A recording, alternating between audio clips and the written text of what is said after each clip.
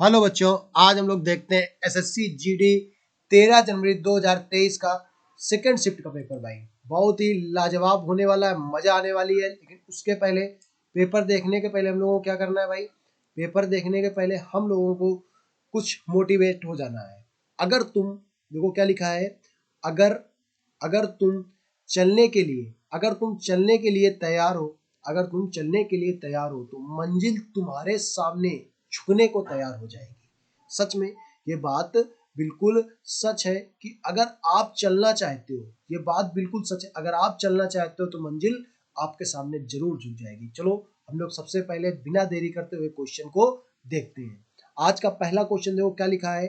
Dash के पास भारत के micro finance dash के पास भारत के माइक्रो फाइनेंस को विनियमित करने विनियमित करने का अधिकार है। भारतीय स्टेट बैंक के पास है, या यूनियन बैंक ऑफ इंडिया के पास है, या भारत के भारतीय ग्रामीण बैंक के पास है, या भारतीय रिजर्व बैंक के पास है। तो देखो, अगर किसी को माइक्रो फाइनेंस करना है तो भाई इसका जो अधिकार होगा आरबीआई के पास ही होगा।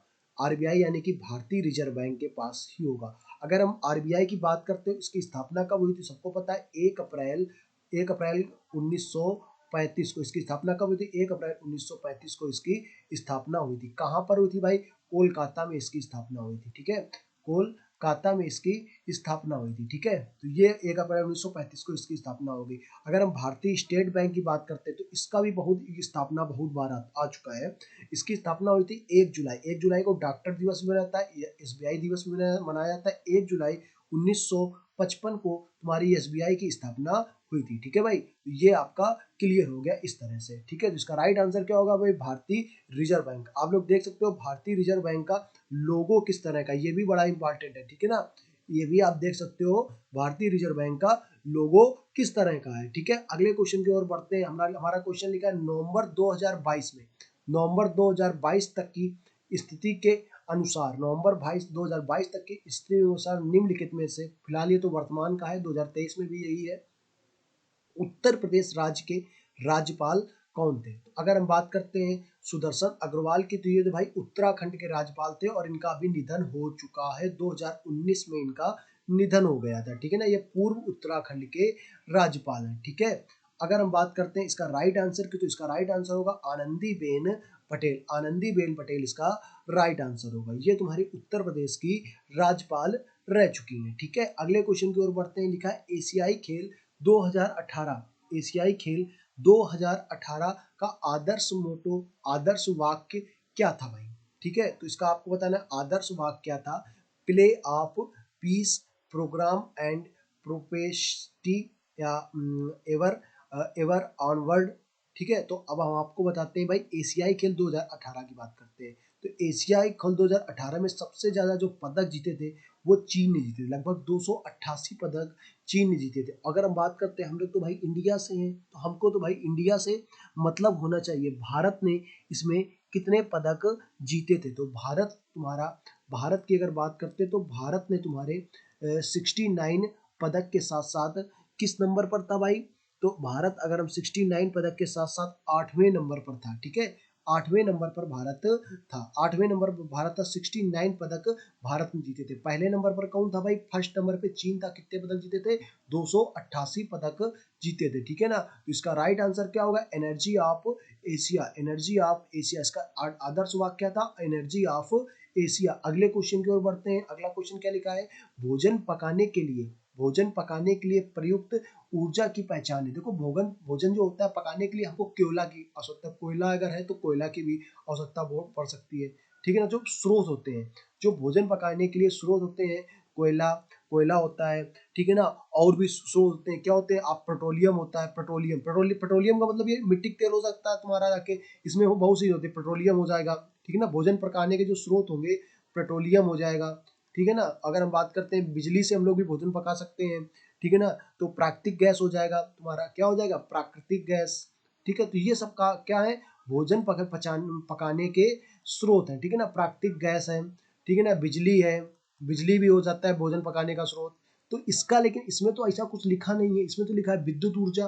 हाँ, विद्युत ऊर्जा, ठीक है ना, इसके बाद यांत्रिक ऊर्जा, पवन ऊर्जा, या क्या कहते हैं रासायनिक ऊर्जा। डायरेक्ट आप बिजली से भोजन नहीं पका सकते हैं, ठीक है ना। बिजली में क्या होता है, जल और तापीय दोनों ऊर्जाएं होती हैं, ठीक है, तब उससे जाकर भोजन पच सकता है। तो इसमें देखो सबसे जो अच्छा, जो परफेक्ट आंसर होगा वो होगा जाकर रासायनिक ऊर्जा। रासायनिक ऊर्जा इसका राइट आंसर होगा। और इसमें देखो आंसर की में भी रासायनिक ऊर्जा सही किया गया है, रासायनिक ऊर्जा इसका परफेक्ट आंसर होगा, ठीक है। अगले क्वेश्चन की ओर बढ़ते हैं।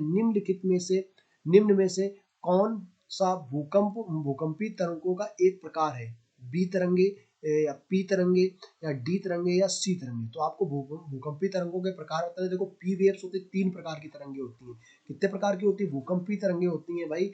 वो होती हैं 3 प्रकार की, पी वेव्स, यस वेव्स और सरफेस वेव्स। अब देखो इसमें कौन सा लिखा है भाई, इसमें पी वेव्स लिखा है, तो इसका राइट आंसर क्या होगा? P waves. बहुत ही इंपॉर्टेंट क्वेश्चन है भाई, इसको आप इंपॉर्टेंट कहीं ना कहीं डाल दो भाई, इसको क्या डाल लो? इंपॉर्टेंट डाल लो। ये बहुत ही महत्वपूर्ण क्वेश्चन है, ये इंपॉर्टेंट क्वेश्चन है, इसको आप इंपॉर्टेंट डाल लो, ठीक है। अगले क्वेश्चन की ओर बढ़ते हैं। इसका राइट आंसर क्या होगा? P waves. अगला देखो क्वेश्चन लिखा है, निम्नलिखित में से किस कलाकार को सोवियत लैंड नेहरू नेहरू पुरस्कार से सम्मानित किया गया था? तो अगर हम बात करते हैं सोवियत लैंड नेहरू पुरस्कार, तो इसकी जो स्थापना हुई थी 1965 में हुई थी। और ये बात करते हैं सोवियत संघ यानी कि रूस और भारत के सहयोग से हुई थी। इसमें इसमें ऐड कौन कौन से थे? रूस था और भारत था। इसकी स्थापना कब हुई थी? 1965 में इसकी स्थापना हुई थी, ठीक है भाई। और इसका राइट आंसर भाई क्या होगा? पंडित बिरजू महाराज। पंडित बिरजू महाराज को भाई कौन नहीं जानता है? ये है हमारे पंडित बिरजू महाराज, एक बहुत ही अच्छे कलाकार है, ठीक है। अगले क्वेश्चन की ओर बढ़ते हैं हम लोग। इसका राइट आंसर देखो पंडित बिरजू महाराज है, ठीक है। अगले क्वेश्चन की ओर बढ़ते हैं। अगला क्वेश्चन क्या लिखा है? निम्नलिखित में से कौन कौन मौर्य साम्राज्य का अंतिम शासक था? तो अगर हम बात करते हैं मौर्य साम्राज्य के अंतिम शासक की, तो मौर्य साम्राज्य का जो अंतिम शासक था वो था बृहदत्त था। और इसकी बात करते हैं, इसको किसने हराया था? तो ये बहुत ही इंपॉर्टेंट क्वेश्चन है। इसका राइट आंसर क्या होगा? बृहदत्त। लेकिन पुष्पमित्र शुंग, आपको सबको पता होगा पुष्पमित्र शुंग ने, और इनके जो एक तरह से ये पुष्पमित्र शुंग इनका क्या था? सेनापति था। और इसने 184 ईस्वी में बृहदत्त की हत्या करके शुंग वंश की स्थापना की थी। किस वंश की स्थापना की थी भाई?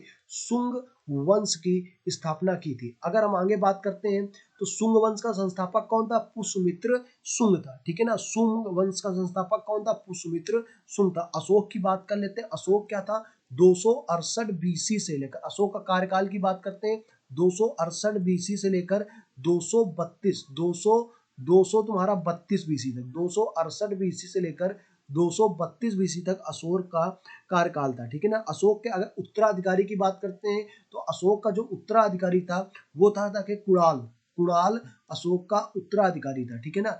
चंद्रगुप्त की अगर हम लोग बात करते हैं, चंद्रगुप्त कौन था भाई? तो चंद्रगुप्त कौन था भाई? ये मौर्य साम्राज्य का संस्थापक था। मौर्य साम्राज्य के संस्थापक कौन थे? चंद्रगुप्त थे, मौर्य साम्राज्य के संस्थापक, ठीक है ना। मौर्य साम्राज्य के संस्थापक कौन थे भाई? चंद्रगुप्त मौर्य थे, ठीक है। संस्थापक मौर्य साम्राज्य के संस्थापक कौन थे? चंद्रगुप्त मौर्य थे, ठीक है। अगले क्वेश्चन की ओर हम लोग बढ़ते हैं। अगला क्वेश्चन देखो, ये क्लियर हो गया, मौर्य साम्राज्य के संस्थापक चंद्रगुप्त मौर्य थे, ठीक है भाई। तो ये क्लियर हो गया, चंद्रगुप्त मौर्य साम्राज्य के संस्थापक थे, ठीक है। अगले क्वेश्चन की ओर बढ़ते हैं। लिखा है, निम्नलिखित में से कौन सा लोक नृत्य जम्मू कश्मीर से संबंधित है? कौन सा लोक नृत्य जम्मू कश्मीर से संबंधित है? भवाई है, होजागिरी, या जवारा, या कुद। कौन सा लोक नृत्य जम्मू कश्मीर से संबंधित है? जल्दी से बताओ भाई, जम्मू कश्मीर से संबंधित लोक नृत्य कौन सा है? तो इसका राइट आंसर क्या होगा? कुद। कुद जो है ना तुम्हारा जम्मू कश्मीर से संबंधित लोक नृत्य है। अगले क्वेश्चन की ओर बढ़ते हैं। भारत के सर्वोच्च न्यायालय का उद्घाटन कब हुआ था? भारत के सर्वोच्च न्यायालय का उद्घाटन कब हुआ था? अगर हम बात करते हैं सर्वोच्च न्यायालय की अगर इसके बात करते हैं तो इसमें वर्तमान में चंद्रचूड़ इसके क्या है भाई? मुख्य न्यायाधीश हैं। चंद्रचूड़ इसके क्या है? मुख्य न्यायाधीश हैं सर्वोच्च न्यायालय के, ठीक है। अगर हम और आगे बात करते हैं कि सर्वोच्च न्यायालय में कितने जज हैं, तो वर्तमान में अगर इसमें सर्वोच्च न्यायालय की जजों की संख्या की बात करें तो 2019 में इस समय प्रेजेंट में बढ़कर 2019 में जजों की संख्या बढ़ गई थी 33 प्लस एक हो गई थी। 2019 के पहले, 2019 के पहले कितनी थी? 30 जज थे, यानी कि 29 प्लस एक। ये एक का मतलब होता है एक मुख्य न्यायाधीश होता है, 29 और जज होते हैं। अगर हम इस क्वेश्चन की बात करते हैं, भारत में सर्वोच्च न्यायालय की स्थापना कब हुई थी, तो बड़ा ही अच्छा क्वेश्चन, 28 जनवरी 1950 को हुई थी। ज्यादातर बच्चे 26 जनवरी लगाते हैं, तो भाई 26 गलत है। सर्वोच्च न्यायालय की जो स्थापना हुई थी वो हुई थी 28 जनवरी 1950 को हुई थी, ठीक है ना भाई। 26 इसमें गलत है, साफ साफ गलत है। अगले क्वेश्चन की ओर बढ़ते हैं हम लोग। अगला क्वेश्चन देखो क्या लिखा है।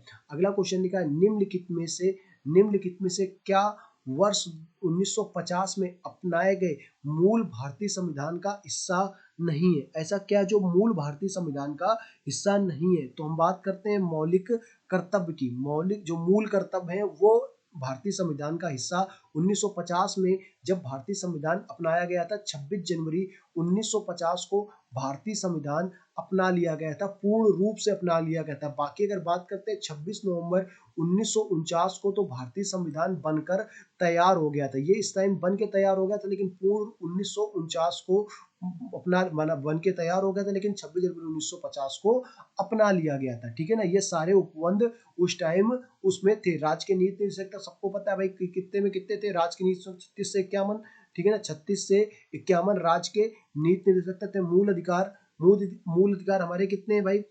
मूल अधिकार कितने हैं भाई? 12 से लेकर तुम्हारा 12 से 35 तक का मूल अधिकार है, ठीक है। तो आपको पता है आपातकालीन क्या होता है भाई? आपातकालीन उपबंध कितने हैं? 300, तुम्हारा 52 है, 56 है और 60 है आपातकालीन उपबंध इनमें, ठीक है। ये जर्मनी से लिए गए हैं, ठीक है, कोई दिक्कत नहीं। अगर हम बात करते हैं मूल कर्तव्य की, तो मूल कर्तव्य की अगर बात कर लेते हैं हम लोग, तो मूल कर्तव्य जो है ना तुम्हारा कब बनाया गया था? 1976 में। 1976 में 42वें संविधान संशोधन के तहत, 1976 में 42वें संविधान संशोधन के तहत तुम्हारा मूल अधिकार अपनाए गए थे, ठीक है ना। 42वें संविधान संशोधन के तहत उस टाइम 10 मूल अधिकार थे, मूल कर्तव्य थे, सॉरी कितने थे? 10 मूल कर्तव्य थे। उस टाइम मूल कर्तव्य कितने थे? 10 मूल कर्तव्य थे। और आगे अगर बात करते हैं मूल कर्तव्य कितने थे? 10 मूल कर्तव्य थे। अगर लेकिन अभी प्रेजेंट टाइम की बात करते तो 2002 में 86वां संविधान संशोधन हुआ था। कब हुआ था? 86वां संविधान संशोधन। और मूल कर्तव्यों की संख्या कितनी कर दी गई थी भाई? 11 कर दी गई थी, ठीक है ना। और इनको किस अनुच्छेद में जोड़ा गया है? मूल कर्तव्य है हमारे किस अनुच्छेद में है? तो अगर हम मूल कर्तव्य की बात करते हैं किस अनुच्छेद में? मूल कर्तव्य है 51 के ए में। मूल कर्तव्य किस अनुच्छेद में है? 51 के ए में हमारे मूल कर्तव्य है। क्लियर है भाई? इसका राइट आंसर क्या होगा भाई? मूल कर्तव्य। अगले क्वेश्चन की ओर बढ़ते हैं हम लोग। इसका राइट आंसर होगा मूल कर्तव्य। अगले क्वेश्चन की ओर बढ़ते हैं। मध्य भारत में बिस्तर विद्रोह हुआ था, कब हुआ था भाई? 1905 में हुआ था, 1910 में हुआ था, 1918 में हुआ था, 1915 में हुआ था। इसका राइट आंसर क्या होगा? 1910। 1910 इसका राइट आंसर होगा, ठीक है। अगले क्वेश्चन की ओर बढ़ते हैं हम लोग। लिखा है पवन हंस हेलीकॉप्टर लिमिटेड अपने अपतटीय संचालन में किससे हेलीकॉप्टर सेवाएं प्रदान करता है? Hindustan petroleum corporation limited, oil India, Reliance industries, या क्या कहते हैं तेल एवं प्राकृतिक गैस, या इंडियन ऑयल। तो इसका राइट आंसर देखो क्या होगा? तेल एवं प्राकृतिक गैस निगम, ठीक है। तेल एवं प्राकृतिक गैस निगम। अगले क्वेश्चन की बात करते हैं पंचवर्षीय योजनाएं। देखो पंचवर्षीय योजनाओं की बात करते हैं तो पहली पंचवर्षीय योजना की बात कर रहे हैं 1951 से लेकर 1956। अगर हम दूसरी की बात करते हैं तो 56 से लेकर 61 तक दूसरी। इसमें देखो इसका जो विषय था वो था कृषि का विकास। इसका विषय क्या था? कृषि का विकास, ठीक है ना। ये बहुत ही इंपॉर्टेंट क्वेश्चन है। कृषि का विकास इसका पहली पंचवर्षीय योजना का विषय था। आखिरी पंचवर्षीय की बात करते हैं तो 2012 से लेकर 2017 ये आखिरी पंचवर्षीय योजना की शुरुआत हुई थी, ठीक है। हम बात करते हैं पंचवर्षीय योजना में स्थिरता के साथ विकास। अब देखो स्थिरता के साथ विकास की अगर बात करते हैं, ये चौथी पंचवर्षीय योजना में हुआ था। स्थिरता के साथ विकास किस पंचवर्षीय योजना में हुआ है भाई? चौथी पंचवर्षीय योजना में हुआ था। क्लियर है? इसका राइट आंसर क्या होगा? चौथी पंचवर्षीय योजना। भारत में द्वितीय पंचवर्षीय योजना अरे तो अभी बताया ना, द्वितीय पंचवर्षीय योजना कब हुई थी? 1956 से 61। अगले क्वेश्चन की ओर हम लोग बढ़ते हैं। अगला क्वेश्चन क्या लिखा है? सेकेर नेई नागालैंड का एक प्रमुख त्योहार है। बिल्कुल सही। देखो ये आप देख सकते हो फोटो में किस तरह से ये लोग उछल रहे हैं। ये नागालैंड का एक प्रमुख त्योहार होता है, सच है। ठीक है ना। ये बच्चे इसमें इस तरह से बनन का घुमा करते हैं और ये 10 से 15 दिन तक चलता है। कितने दिन तक चलता है भाई? ये 10 से 15 दिन तक इनका त्योहार ये लोग मनाते हैं, ठीक है ना। इसमें छुट्टियां भी होती हैं एक तरह से। भारत में भारतीय ओलंपिक संघ का गठन किस वर्ष हुआ था? 1983 में, 1943 में, 1934 में, 1928 में, 1927 में। तो इसका राइट आंसर क्या होगा? 1927। अगले क्वेश्चन की हम लोग बढ़ते हैं।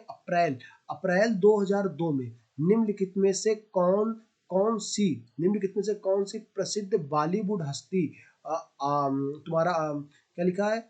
आसनसोल पश्चिम बंगाल से उपचुनाव जीतकर सांसद बना या बनी? ठीक है, तो ये बने थे भाई सांसद। इनको कौन नहीं जानता भाई? ये है शत्रुघ्न सिन्हा, ठीक है ना। खामोश वाले शत्रुघ्न सिन्हा, ठीक है भाई। अगर हम जया बच्चन की बात करते हैं तो ये 2004 में एसपी यानी कि सपा से राज्यसभा की सांसद है। 2004 से सपा से राज्यसभा से क्या है भाई? ये सांसद है, राज्यसभा से सांसद बनी है, ठीक है ना। क्लियर है? ये राज्यसभा से 2004 से सांसद है, ठीक है। अगले क्वेश्चन की ओर बढ़ते हैं। बाकी सोनू सूद ये लोग है नहीं सांसद, ठीक है। अगले क्वेश्चन की ओर बढ़ते हैं। यदि मृदा के सूक्ष्म कणों का अनुपात अपेक्षाकृत अधिक होता है तो इसे डैश मृदा कहा जाता है, ठीक है ना।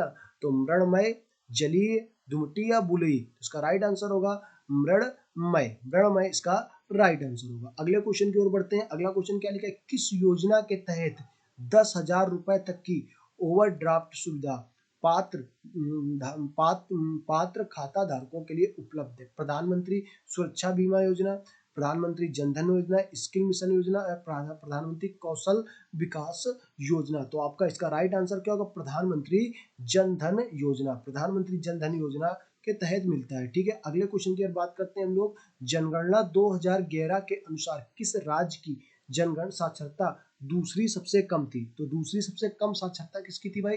बताते हैं। अगर हम पहली की साक्षरता तुम्हारी पहली सब या सबसे कम साक्षरता बात कर लेते हैं हम लोग। क्या बात कर लेते हैं? पहले सबसे कम साक्षरता किसकी थी भाई? सबसे कम साक्षरता, ठीक है ना। सबसे कम, अगर हम सबसे कम की बात करते हैं तो सबसे कम की अगर बात करते हैं, तुम्हारा सबसे कम किसकी थी? सबसे कम तुम्हारी बिहार राज्य की थी। किसकी थी भाई? बिहार की थी। और सबसे ज्यादा किसकी थी? सबसे ज्यादा साक्षर कौन था भाई? सबसे ज्यादा कौन था भाई? केरल था। केरल सबसे ज्यादा साक्षर राज्य था। अगर आप प्रतिशत की बात कर लेते हैं, कभी वो प्रतिशत पूछ लेता है तो ठीक है ना, तो प्रतिशत की बात कर लेते तो बिहार का जो प्रतिशत था 93.91% यहाँ के लोग साक्षर थे, ठीक है ना। 93.91% यहाँ के लोग साक्षर थे, ठीक है। क्लियर होगा। और दूसरी सबसे कम की बात करता है, दूसरी सबसे कम अरुणाचल प्रदेश की थी, ठीक है ना। अरुणाचल प्रदेश की दूसरे कम सबसे साक्षर राज्य है। अरुणाचल प्रदेश में एक और चीजें आती हैं कि यहाँ पर जो जनसंख्या घनत्व है 17 किलोमीटर जो तुम्हारा किलोमीटर जो स्क्वायर वर्ग किलोमीटर का जो है प्रति व्यक्ति का 17 वर्ग किलोमीटर है यहाँ पर जो जनसंख्या घनत्व है अरुणाचल प्रदेश में। तो इसके बारे में भी आपको हमने बता दिया। अरुणाचल प्रदेश नक्शे में किधर बनता है? ये तुम्हारा इधर से आकर ये चीज जो बनती है नक्शे में, ये तुम्हारा अरुणाचल प्रदेश इधर होता है, ठीक है। क्लियर है। अगले क्वेश्चन की ओर बढ़ते हैं। अगला क्वेश्चन तो हो गया, ठीक है।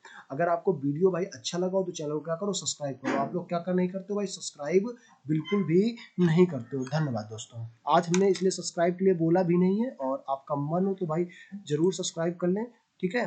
धन्यवाद।